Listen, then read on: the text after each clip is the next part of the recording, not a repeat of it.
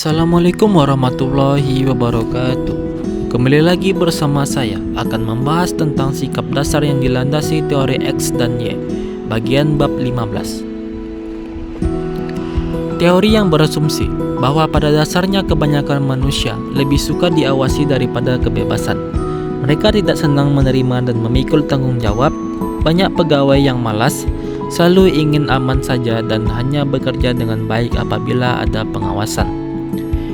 Apabila pengawas meninggalkan ruangan, ia akan kembali bermalas-malasan.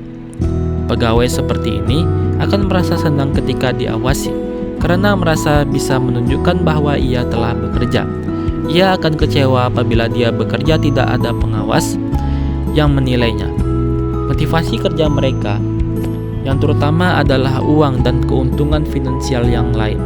Mereka mau bekerja karena ada hukuman atau hadiah. Manajer yang mendasarkan tindakan atas teori X cenderung mengandalkan komunikasi secara ketat kepada anak buahnya, membuat tugas dan pengawasan lebih jelas, serius dan banyak melakukan hukuman atau ganjaran. Berdasarkan kajian di sebagai organisasi menunjukkan temuan bahwa organisasi yang dipimpin berdasarkan asumsi teori X banyak yang tidak efektif karena pengawasan yang ketat untuk menimbulkan perlawanan. Teori X ini bukanlah teori yang diteliti untuk menjelaskan tingkat laku seseorang sebab dan berkisaran pada kebutuhan manusia yang rendah saja. Sikap dasar yang dilandasi teori Y disebut juga teori motivasi. Teori ini dengan asumsi dasar bahwa manusia itu hakikatnya suka bekerja. Bekerja adalah kegiatan alami seperti halnya bermain. Diminta ataupun tidak, manusia akan mengisi waktunya dengan bekerja. Bahkan, manusia dalam perspektif teori Y ini akan tetapi bekerja meskipun waktu sedang menunjukkan jam istirahat. Kontrol terhadap diri sendiri merupakan suatu hal yang esensial dalam mencapai tujuan seseorang atau tujuan organisasi. Manusia mempunyai motivasi untuk mencapai tujuan yang telah ditetapkannya sendiri dengan usaha yang diarahkan oleh dirinya sendiri. Manajer yang mendasarkan tindakan pada teori Y akan lebih terbuka dan mendorong stafnya untuk berinisiatif dan berekreasi. Perbedaan asumsi teori X, Y sebagaimana terlihat pada berikut. Teori X, kebanyakan orang tidak suka bekerja. Teori Y, bekerja seperti halnya bermain bersifat natural. Teori X, kebanyakan orang yang tidak mempunyai ambisi, tidak mempunyai tanggung jawab dan lebih suka selalu diawasi dan diberi pengarahan. Teori Y, kontrol terhadap diri sendiri merupakan suatu hal yang esensial dalam mencapai tujuan organisasi. Selanjutnya, teori X, kebanyakan orang tidak mempunyai kemampuan dalam memecahkan masalah secara kreatif. Teori Y, kapasitas untuk memecahkan masalah secara kreatif dan atas inisiatif sendiri. Selanjutnya, teori X, motivasi menjadi dangkal, hanya sebatas pada fisiologis dan rasa aman. Teori Y, ada motivasi sosial yang ingin penghargaan dan akuliasasi. Teori X, kebanyakan orang harus dikontrol secara ketat dan seringkali harus dipaksa untuk mencapai tujuan organisasi. Teori Y, kebanyakan dapat melaksanakan tanggung jawabnya secara benar sesuai tuntunan tugas dan kewenangan. Komunikasi mempunyai hubungan erat dengan kontrol dalam organisasi. Komunikasi membuat unit-unit kerja di organisasi menjadi saling berhubungan sehingga kemungkinan satu unit kerja langsung maupun tidak langsung melakukan langkah semacam pengawasan terhadap unit kerja lain. Begitu pula antar karyawan yang satu dengan yang lainnya, mereka juga saling berhubungan dan saling mengawasi karena adanya proses komunikasi. Karena di antara pegawai saling berhubungan, maka mereka juga saling memperhatikan, saling menilai, saling koreksi. Dengan demikian, komunikasi dapat mempengaruhi kelancaran proses pengawasan. Kontrol atau pengawasan berfungsi untuk mengarahkan dan memelihara kelancaran pelaksanaan tugas oleh pegawai sehingga pada giliran berikutnya dapat meningkatkan kinerja organisasi. Perencanaan adalah penyusunan agenda kegiatan manajemen yang akan dilakukan pada masa-masa yang akan datang. Mengapa suatu organisasi perlu menyusun perencanaan? Karena dengan adanya perencanaan akan mampu mengoptimalkan sistem kerja organisasi. Dengan adanya perencanaan, berbagai kemungkinan yang sekiranya menghambat pencapaian tujuan diharapkan sudah dapat diantisipasi. Ada beberapa prinsip yang dapat menjelaskan makna perencanaan bagi organisasi. Yang pertama, untuk mencapai tujuan suatu yang diinginkan, organisasi membuat rencana. Yang kedua, rencana menyangkut suatu aktivitas di masa yang akan datang. Ketiga, ciri organisasi modern. Segala keputusan berpedoman pada rencana yang telah disusun. 4. Ada rencana yang sederhana dan ada yang canggih atau menurut kaidah-kaidah tertentu.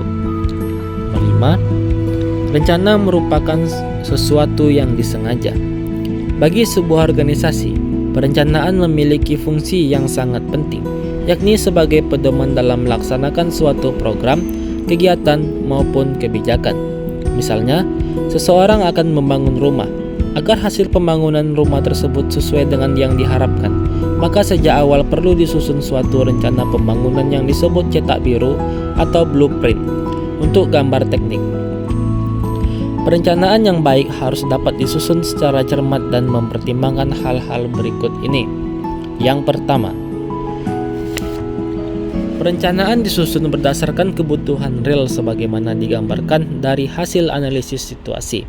Yang kedua, antisipasi kondisi masa depan, bahwa perencanaan tersebut harus menyesuaikan dengan berbagai peluang dan tantangan pada masa yang akan datang. Perencanaan itu harus memperhatikan situasi politik, ekonomi, dan sebagai aspek peluang kompetitif di masa depan. Ketiga, perencanaan menyangkut tindakan. Artinya, dalam perencanaan harus ada tergambarkan alternatif tindakan untuk mengetahui berbagai hambatan serta visualisasi peranan yang akan dimainkan organisasi di masa depan. Selanjutnya, terdapat identifikasi tugas yang harus dikerjakan di masa depan, baik tugas para anggota atau pegawai maupun pimpinan organisasi. Menggambarkan kinerja organisasi sesuai dengan kebutuhan di masa depan. Artinya, dalam menyusun perencanaan harus bersifat antisipatif terhadap kondisi di masa depan. Berorientasi kepada tujuan suatu program sehingga butir-butir kegiatan yang direncanakan selalu bertolak pada tujuan yang diprogramkan oleh organisasi. Selanjutnya, mengandung pemecahan masalah, bahwa substansi perencanaan merupakan rangkaian kegiatan yang dirancang menjadi solusi atas kemungkinan timbulnya masalah yang diharapkan oleh organisasi. Selanjutnya, mencerminkan optimis, yakni jajaran pimpinan maupun anggota organisasi harus optimis bahwa semua yang direncanakan akan dapat direalisasikan. Menggambarkan langkah-langkah atau tindakan konkret. Hal ini berarti butir-butir kegiatan yang direncanakan merupakan kegiatan yang secara konkret sesuai dengan kemampuan dan kebutuhan organisasi. Selanjutnya, bersifat rasional dan realistis. Berarti, perencanaan sesuai disusun berdasarkan hasil kajian yang objektif sesuai dengan kemampuan organisasi. Perencanaan perlu memperhatikan ketersediaan finansial maupun sumber-sumber lainnya. Bersifat partisipatif, berarti memerlukan konsultasi dan berbagai informasi dengan para pemangku kepentingan. Dalam penyusunan perencanaan di sebuah organisasi perlu partisipasi anggota. Selain itu, perlu disadari bahwa untuk menyusun perencanaan yang baik, diperlukan proses komunikasi antar komponen yang ada dalam organisasi. Dengan komunikasi, kita dapat menampung aspirasi dan usulan-usulan di bawah. Selanjutnya, tim penyusun perencanaan mengolah dan mengomunikasikan lebih lanjut dengan berbagai pihak. Kesimpulan yang diambil menggambarkan pola isi perencanaan itu mengakomodasi usulan dari bawah. Dengan adanya proses komunikasi dalam rangka menyusun perencanaan, maka dapatlah dimaknai semangat yang berkandung di dalamnya, bahwa dengan cara itu, maka aspirasi anggota diperhatikan, anggota merasa terlibat dalam penyusunan perencanaan itu, sehingga pada giliran berikutnya mereka akan mendukung realisasi dari perencanaan itu.